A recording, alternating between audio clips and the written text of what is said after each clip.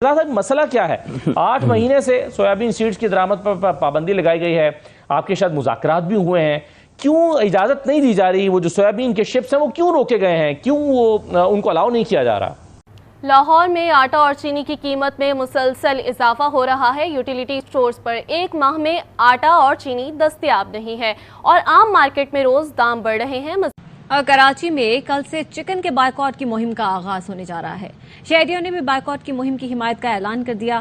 Issue external sector پہ ہے اور وہ ہے کہ ہم ایک ڈالر لیکوڈیٹی کرنچ میں ہے جس سے ہم نکل ہی نہیں پا رہے. 2022 میں حکومت Pakistan ministry of national food security کو ایک دم خیال آیا کہ یہ تو ملک میں جی ایم او سیڈ آ رہا ہے. اب اس کا ان دی شارٹ رن تو یہی طریقہ تھا کہ ہم debt creating instruments, I M F کی سپورٹ، فرینڈلی کنٹریز کی سپورٹ، بائی لیٹرل سپورٹ.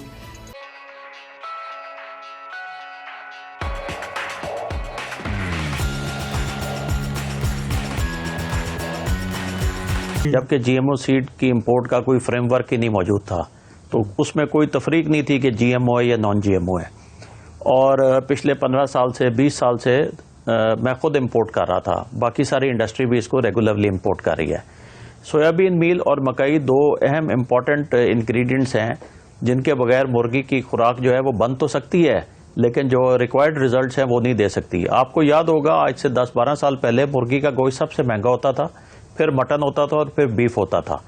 آج سچویشن یہ ہے کہ سب سے مہنگا مٹن ہے جو 1600 سے 1700 روپے پر کلو ہے، پھر بیف ہے جو 800-900 روپے کلو ہے اور پھر مرغی کا گوشت تھا جو 200-250 روپے کلو پہ بکتا تھا. اب جب سویابین میل کی انکلوژن بند ہو گئی تو وہ جو مرغی کا گوشت یا مرغی جو کاسٹ کرتی تھی 250 روپے وہ کاسٹ کرنا شروع ہو گئی 350 روپیہ.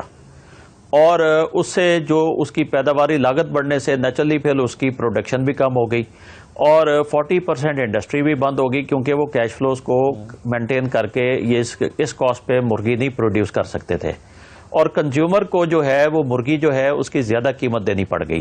اور جیسے کہ ہم نے اپنے مختلف ایڈز میں اور ایڈورٹیزمنٹ جو چل رہا ہے انڈسٹری کا پی پی ایک اور ایف سی آئی کا جوائنٹ، اس کے اندر بتایا ہے کہ روزانہ کنزیومر پاکستان کا 130 کروڑ روپے ایڈیشنل پے کر رہا ہے.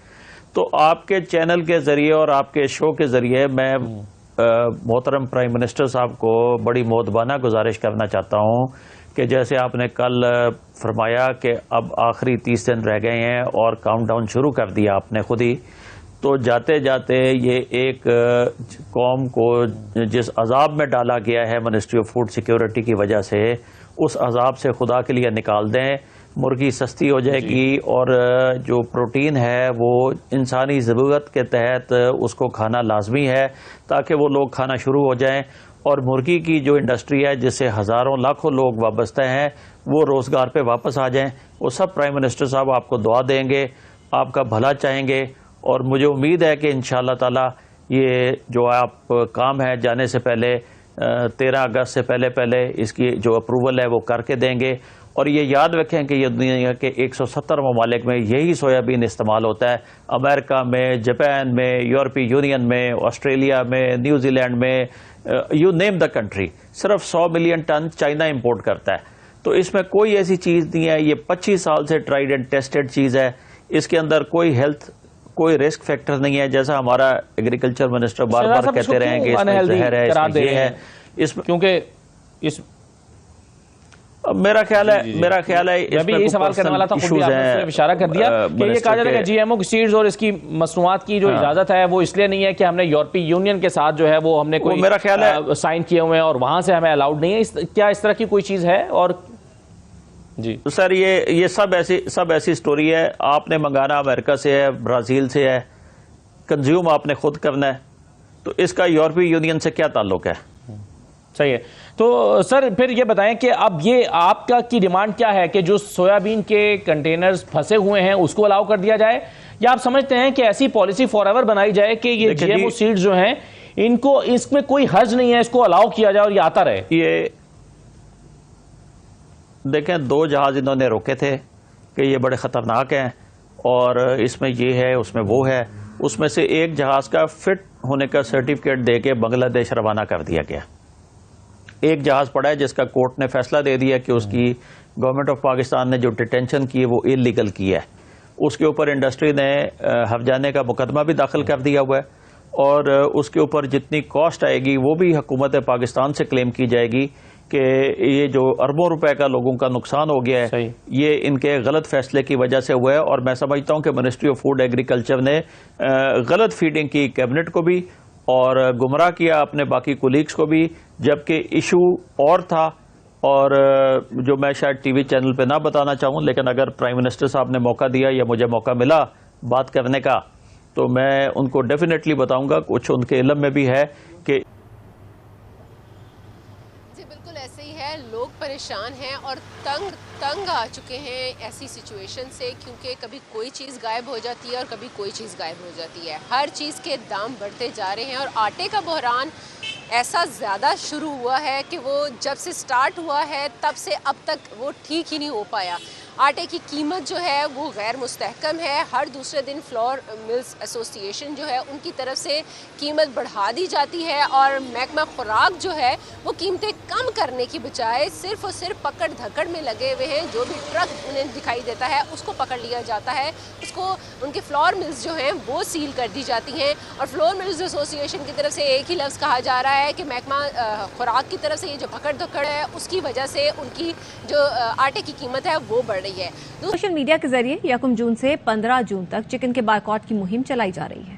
میڈیا میں اگر بائیکاٹ چل رہا ہے تو عوام کو چاہیے کہ سپورٹ کرے, 100% سپورٹ کرے. میں بھی سپورٹ کروں گا. بائیکاٹ ہوگا تو بالکل سپورٹ کریں گے, اس کو بالکل سپورٹ کریں گے. غریب آدمیوں سے دور ہو چکی ہے مرغی بھی اور گوشت بھی. دکانداروں کو بولتے ہیں آگے سے پرائس دے رہے ہیں زیادہ تو ہم کیا کریں. چکن اتنا مہنگا ہو گیا تو بائیکاٹ تو کرنا پڑے گا. مہنگائی بڑھ گئی ہے تو اس کے لیے بائیکاٹ تو کرنا پڑے گا. مہنگا بھی ہو گیا اور صحت کے لیے ٹھیک بھی نہیں ہے.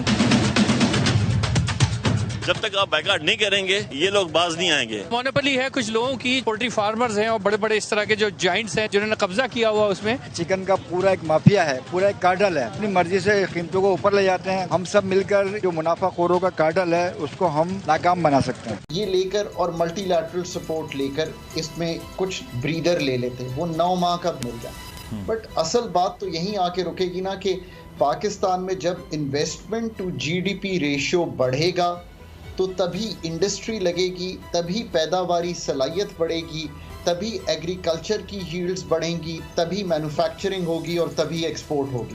یہ تو ہے نا ریئل سٹوری آف پاکستان. اب اگر آپ دیکھیں تو investment to GDP ratio Pakistan کا اس وقت 13.6% ہے. اس کو آسان زبان میں اس طرح سمجھاتا ہوں کہ جن دنیا کے ممالک نے ترقی کی ہے, چاہے وہ ایسٹ ایشین میریکل ہو, چاہے وہ چائنا ہو, یہی جو انویسٹمنٹ ٹو GDP ہے وہ 30 سے 35% تھا. تو پاکستان کو اپنا انویسٹمنٹ ٹو GDP بڑھانا ہے. اب اس کے 2 طریقے ہیں. ایک طریقہ یہ ہے کہ ہم FDI لائیں, دوسرا طریقہ یہ ہے کہ ہم اس FDI کو پاکستان کے جو ایسٹس اس وقت ایگزسٹ کرتے ہیں ان کو بیچیں, جس کو آپ پرائیویٹائزیشن کہیں گے. اور تیسری چیز یہ ہے کہ آپ ڈومیسٹک انویسٹر کو ایکسائٹ کریں کہ وہ بھی انویسٹ کریں. اس ساری چیز کا جو مسئلہ ہے وہ ہے پاکستان کی کلاگڈ آرٹریز. کلاگڈ آرٹریز سے مطلب یہ ہے کہ پاکستان کی جو اس وقت اسٹیٹ ایپریٹس ہے اس کی جو فلو ہے وہ ہونے نہیں دے رہا اس کام کو. مثال دیتا ہوں, ہز رائل ہائنس پاکستان آئے 2019 میں اس وقت چونکہ ٹیبل پہ موجود تھا تو انہوں نے کہا میں ریفائنری لگانا چاہتا ہوں. پاکستان کی بات چیت ہوئی.